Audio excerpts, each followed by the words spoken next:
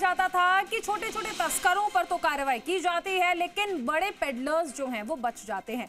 लेकिन अब सरकार ने तैयारी कर ली है, उन पर भी कार्रवाई की जाएगी। किस तरह से नेक्सस पर काम किया जा रहा है, कितना कारगर साबित होगा, चर्चा करते हैं। तमाम खास मेहमान जुड़ चुके हैं। अशोक सिंह शेखावत बीजेपी प्रवक्ता हैं, मोहित खंडेलवाल एडवोकेट हैं, विकास कुमार आईजी हैं एएनटीएफ के, पौरुष भारद्वाज कांग्रेस प्रवक्ता हैं, धर्मवीर कठेवा अध्यक्ष हैं नशाबंदी समिति के, जो कि राजस्थान प्रदेश नशाबंदी समिति से हैं। मैं सबसे पहले शुरुआत, हमारे साथ विकास जी जुड़ चुके हैं। विकास जी, आपसे ही शुरुआत करना चाहूंगी। जब हम अक्सर देखिए नेताओं की ओर से कहा जाता था कि बड़े लोगों पर कार्रवाई नहीं हो रही है, छोटे तस्करों को पकड़ लेती है पुलिस, लेकिन बड़े मगरमच्छ छूट जाते हैं। आपका राजनीतिक बयानबाजियों से तो मतलब नहीं है, लेकिन एक प्रशासनिक अधिकारी के तौर पर अब जो सरकार ने आदेश दिए हैं कि पूरा सिंडिकेट जो है उसे तोड़ा जाएगा, कितना चैलेंजिंग होगा और क्या स्ट्रैटेजी रहेगी इसके लिए? नशे के खिलाफ छोटे पे कार्रवाई होती है, बड़ी पे कार्रवाई नहीं होती है, यह कहना ही प्रारंभिक तौर पे गलत है। नशे में जो भी समाज में जहर घोलने का काम कर रहा है, समाज में जहर परोसने का काम कर रहा है, उसको हम बड़ा बदमाश ही मानते हैं और समाज का दुश्मन, समाज कंटक मानते हैं। तो बड़े छोटे का कोई भेद ही नहीं है इसमें। जो भी गलत करेगा वो अपराधी है, वो तस्कर है, उसके खिलाफ पुलिस टूट पड़ेगी और उसको हमेशा के लिए ध्वस्त कर दिया जाएगा, उसके व्यापार को। यही मूल मंत्र है। दूसरी बात आप जो कर रहे हैं कि क्या स्ट्रेटजी है, बड़ी स्पष्ट स्ट्रेटजी है। जीरो टॉलरेंस पॉलिसी, शून्य सहिष्णुता की नीति, और इन सभी तस्करों का, नशे के व्यापारियों का, नशे के सौदागरों का, नशे की प्रवृत्ति का, नशेड़ियों का, नशाखोरों का, इनके मूल में जाकर न सिर्फ मादक पदार्थों की धरपकड़ करनी है, बल्कि ऐसे सूत्रधारों को उनकी मंजिल की सलाखों तक पहुंचाना है, लोगों में जागरूकता, जन चेतना का आह्वान करना है, और हमारी जितनी एजेंसियां हैं उनकी क्षमता को बढ़ाना है, ताकि इस पूरे धंधे को, इस पूरी बेल को निर्मूल किया जा सके। ठीक है, एक चीज मैं आपसे और समझना चाहूंगी। पहले हम देखते थे एमडी ड्रग फैक्ट्रियां जो होती थी बड़े बड़े शहरों में होती थी, लेकिन आज राजस्थान के ग्रामीण इलाकों में पहुंच चुकी हैं। ये ग्रामीण इलाकों में जिस तरह से एमडी फैक्ट्रियां पकड़ी जा रही हैं, क्या राजस्थान एक सेफ पॉइंट हो गया है ड्रग पैडलर्स के लिए? आपने कहाँ देखा बड़े शहर में एमडी की फैक्ट्री? बड़े बड़े शहरों में अक्सर पहले कहा जाता था कि वहां पर फैक्ट्रीज बन जाती थी, लेकिन अब अगर हम देख लें तो ग्रामीण इलाकों में जिस तरह से इन्हें बनाया जा रहा है। और एक सवाल यह भी है कि ड्रग्स लेकर या फिर ऐसे नशीले पदार्थ लेकर जो पैडलर्स होते हैं वो कैसे पहुंच जाते हैं ग्रामीण इलाकों तक? क्या यहाँ पर यह माना जाए कि कहीं ना कहीं एक लूप होल रह जाता है जिस वजह से इजीली ये लोग वहां पर बना लेते हैं फैक्ट्रीज? ये बड़ा सवाल है। अगर आप थोड़ा समय दें तो मैं आपको बड़े विस्तार से इस चीज की व्याख्या बिल्कुल समय है आपके पास, आप आराम से इस चीज को समझाइए। ये एमडी जिसका प्रकोप राजस्थान में बड़े पैमाने पर फैला और पूरे देश में राजस्थान ने एक बड़ी कुख्याति अर्जित की, एमडी यानी मेफेड्रोन की फैक्ट्रियों के उत्पादन के एक बड़े सोर्स के रूप में, सूत्र के रूप में।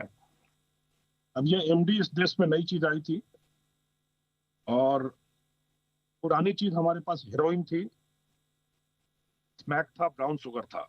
अब इन दोनों के चरित्र में बड़ा अंतर है। वो डिप्रेसेंट थी, यानी अवसादक द्रव्य थे वो, और यह स्टिमुलेंट है, यानी उत्तेजक द्रव्य है। दोनों में अंतर है। तो यह बड़े पैमाने पर पिछले 3-4 सालों में राजस्थान में यह फैला, एक बीमारी के रूप में फैला, एक महामारी के रूप में फैला, ये एमडी का प्रकोप।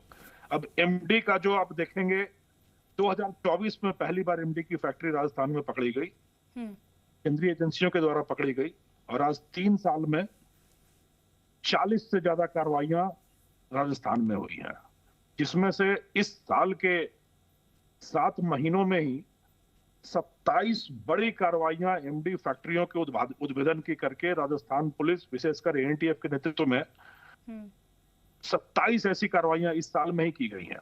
पर आप अगर इसकी जड़ में जाएं तो यह कहा जा सकता है कि एक बड़े पैमाने पर इसको ध्वस्त कर दिया गया है। पर मूल क्या था?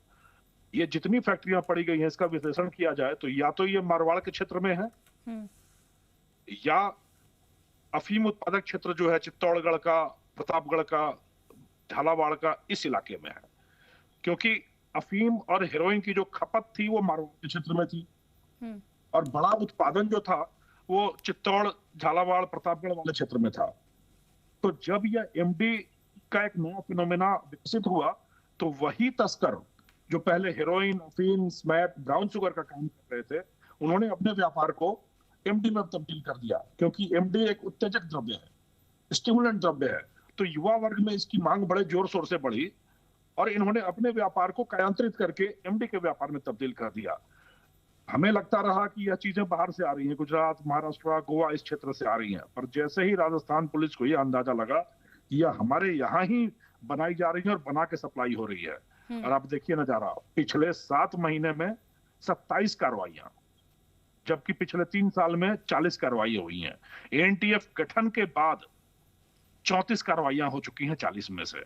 तो एएनटीएफ ने नेतृत्व प्रदान करते हुए पूरी राजस्थान पुलिस को एकजुट करके सारी केंद्रीय एजेंसियों के साथ भी मिलकर इस धंधे को तहस नहस करना और इससे जुड़े हुए सारे सूत्रधारों का निर्मूलीकरण करना, यह कार्य पिछले 7-8-10 महीने में बड़े पैमाने पर हुआ है। और आज मैं बड़े संतोष के साथ आपको यह बता सकता हूँ किस तरीके से जनता का सहयोग मिला है, लोगों से सूचनाएं आ रही हैं और एमडी के खिलाफ लोग उठ खड़े हुए हैं। यह कुख्याति हमने बहुत पीछे छोड़ दी और अब राजस्थान पुलिस, राजस्थान प्रशंसा का पात्र हो गया है कि इतने कम समय में एमडी की विस्बेल को तहस नहस करने का इतना बड़ा कीर्तिमान राजस्थान ने बनाया है। ठीक है विकास जी, मुख्य सचिव ने कल बैठक ली है, उसके बाद क्या बड़ा बदलाव आप कार्रवाई में करने वाले हैं?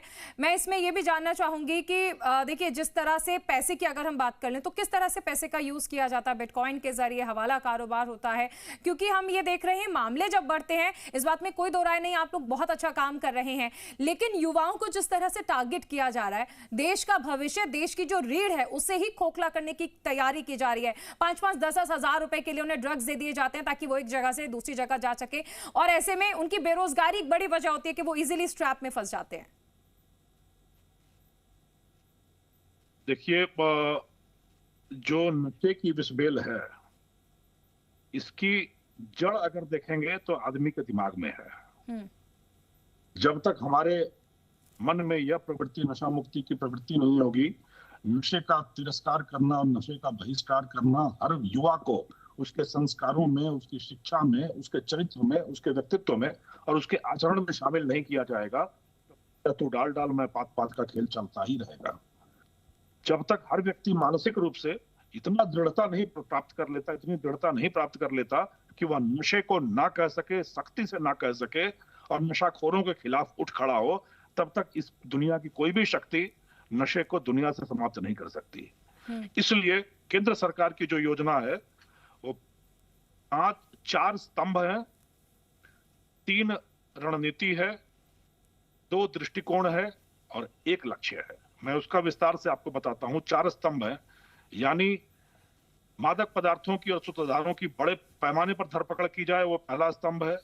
दूसरा स्तंभ है ये जो सिंथेटिक ड्रग्स हैं, परिष्कृत मादक पदार्थ हैं, इनको नेस्तनाबूद किया जाए। तीसरा जो सबसे महत्वपूर्ण माना गया है वो है कि डिमांड रिडक्शन, मांग का न्यूनीकरण किया जाए और जन जागरूकता फैलाई जाए। और चौथा है कि प्रवर्तन एजेंसियों का क्षमता बढ़ाई जाए और समन्वय बढ़ाया जाए। ये 4 स्तंभ है। तीसरा स्तंभ सबसे महत्वपूर्ण है, जागरूकता हो और उसके माध्यम से मांग में कमी लाई जाए, नशे के मादक पदार्थों की मांग में कमी लाई जाए। 3 रणनीति जिस पर अभी आप लोग बात कर रहे थे, डिटेक्ट, डिसरप्ट एंड डिस्ट्रॉय, यानी फुल थ्रोटल अटैक, इसकी रणनीति है। और जो 2 दृष्टिकोण दिए गए हैं, एक है समेकित समग्र सरकार दृष्टिकोण, यानी सरकार के सारे घटक, सारे अवयव मिलकर नशे के विरुद्ध कार्रवाई करेंगे। और दूसरा दृष्टिकोण है सकल समाज दृष्टिकोण, यानी whole of the society approach, यानी समाज के हर तबके को अपने साथ शामिल किया जाए, चाहे वो सरकारी संगठन हो, व्यापारिक संगठन हो, स्वयंसेवी संस्थान हो, नशे के विरुद्ध कार्य करने वाले संगठन हो, नशेड़ी हो, नशे के सौदागर हो, इन सब को जोड़कर नशे के विरुद्ध मुहिम लागू की जाए। और लक्ष्य एकमात्र है, नशा मुक्त भारत, नशा मुक्त राजस्थान, 2029 तक नशा मुक्त भारत, नशा मुक्त राजस्थान। और यह नशा मुक्त राजस्थान बिल्कुल होगा क्योंकि जिस तरीके से राजस्थान की जनता, राजस्थान के स्वयंसेवी संस्थान और सभी संगठन कमर कसकर, कंधे से कंधा मिलाकर इस यज्ञ वेदी पर अपनी संविधा, अपनी आहुति देते हुए अपनी भारी योगदान दे रहे हैं।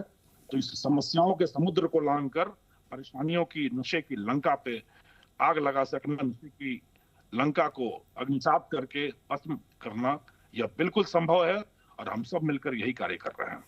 बिल्कुल विकास जी, अगर आप जैसे ऑफिसर्स होंगे जो सेवा को ही संकल्प मानकर सेवा करेंगे समाज की, तो वाकई राजस्थान नशा मुक्त होगा। आपका बहुत शुक्रिया हमारे साथ जुड़ने के लिए। जी, बहुत बहुत धन्यवाद आपका।